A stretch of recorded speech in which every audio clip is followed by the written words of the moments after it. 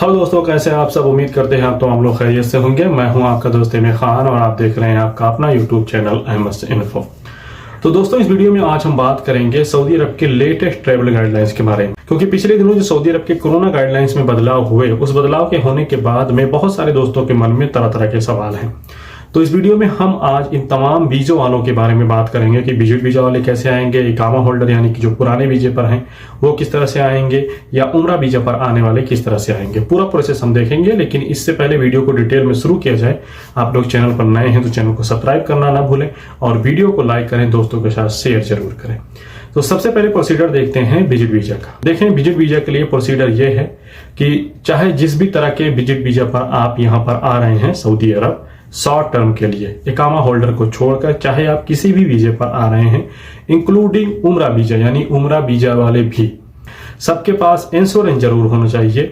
और ये इंश्योरेंस ऐसा हो जिसमें कोरोना वायरस कवर किया जा सके। यानी कि आप इंडिया से पाकिस्तान से कहीं भी आ रहे हैं, चाहे विजिट वीजा पर, उम्रा वीजा पर, चाहे टूरिस्ट वीजा पर या बिजनेस वीजा पर, किसी भी तरह के शॉर्ट टर्म के वीजा पर आप आ रहे हैं, तो आपके पास इंश्योरेंस जरूर होना चाहिए, ट्रैवल इंश्योरेंस, जिससे कि आप ओवरसीज में अगर आपको कोरोना से रिलेटेड कोई भी बीमारी हो तो उस इंश्योरेंस के जरिए आप उस बीमारी को कवर कर सकें, उससे इलाज करवा सकें।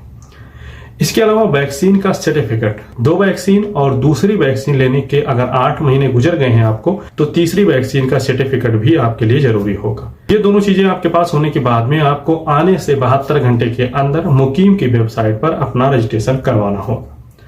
यह रजिस्ट्रेशन करवाकर आप सऊदी अरबिया आ सकते हैं, आपको कोई भी प्रॉब्लम नहीं होगी।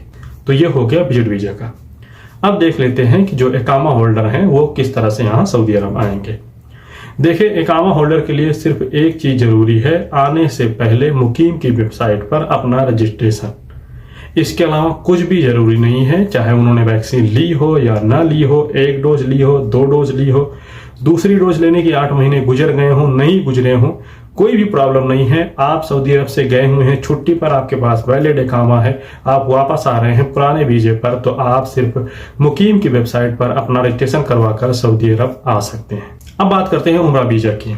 देखें, उम्रा वीजा वालों के लिए सिर्फ एक चीज जरूरी है, वो है इंश्योरेंस। अगर आपके पास ट्रैवल इंश्योरेंस है, उसमें कोरोना वायरस कवर हो रहा है, तो आप सऊदी अरबिया उम्रा करने के लिए आ सकते हैं। उम्रा वीजा पर ध्यान रखें, वीजा जो है उम्रा का ही होना चाहिए, चाहे आपने वैक्सीन ली हो या ना ली हो। RT-PCR टेस्ट भी नहीं करवाना है, यहाँ पर आने के बाद में क्वारंटीन भी आपको नहीं होना है।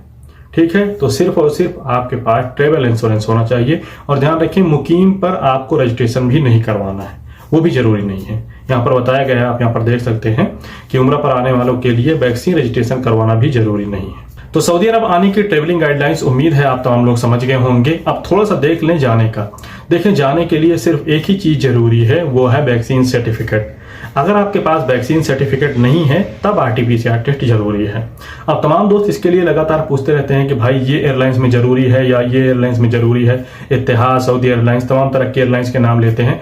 तो देखिए मेरे भाइयों, किसी में भी जरूरी नहीं है PCR टेस्ट। अगर आपके पास वैक्सीन सर्टिफिकेट नहीं है तब आपके लिए RT-PCR टेस्ट जरूरी है।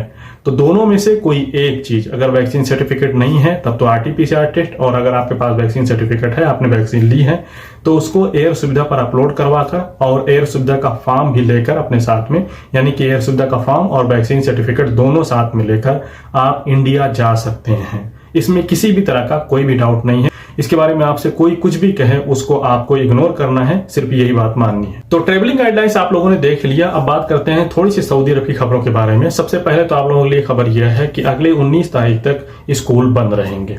यानी कि जैसे कि मैंने आपको पहले ही वीडियो में बताया हुआ है कि 11 से 19 तक स्कूल बंद रहेंगे, तो ये वही छुट्टी शुरू हो गई है। कल 11 तारीख थी और कल से लेकर अगले 19 तारीख तक स्कूल बंद रहेंगे।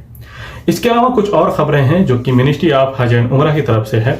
उसमें सबसे पहले तो कहा गया है कि जो सऊदी अरब के बाहर से उम्रा करने के लिए लोग आएंगे, उनके लिए वैक्सीनेशन जरूरी नहीं है। वो बिना वैक्सीनेशन के भी उम्रा परमिट ले सकते हैं, उम्रा कर सकते हैं।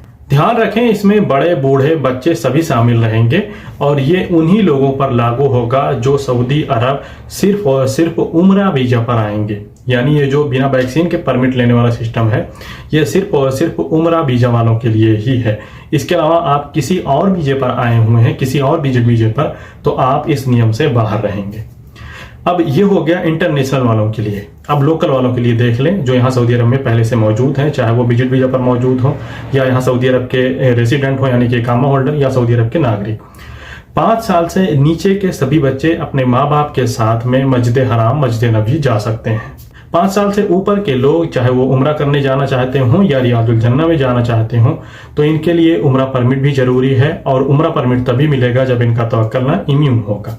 इसके अलावा मस्जिद हराम में तवाफ करने, मस्जिद हराम में नमाज पढ़ने, इसके अलावा मस्जिद नबी में नमाज पढ़ने, रोज़े रसूल सल्लल्लाहु अलैहि वसल्लम की जियारत करने के लिए परमिट की ज़रूरत नहीं है और ना ही वैक्सीनेशन की ज़रूरत है, क्योंकि मस्जिद हराम और मस्जिद नबी में जो गेट पर पहले तवक्कुल चेक किया जाता था, वैक्सीनेशन स्टेटस यानी कि हेल्थ स्टेटस आपका चेक किया जाता था, वो अब नहीं चेक किया जाएगा। आपने वैक्सीन ली हो या नहीं ली हो तब भी आप जा सकते हैं इन तमाम जगहों पर बिना परमिट के। ध्यान रखें, वैक्सीन और परमिट सिर्फ 2 चीजों के लिए जरूरी है, एक उम्रा करने के लिए, दूसरी चीज रियादुल जन्ना में जाने के लिए। उम्मीद है वीडियो आपको पसंद आया होगा। फिर भी कोई सवाल है तो कमेंट करें, चैनल पर नए हैं तो सब्सक्राइब करें, वीडियो को लाइक करना ना भूलें, दोस्तों के साथ शेयर करें। बहुत बहुत शुक्रिया, मिलते हैं किसी और वीडियो में और नई जानकारियों के साथ, तब तक के लिए अलविदा।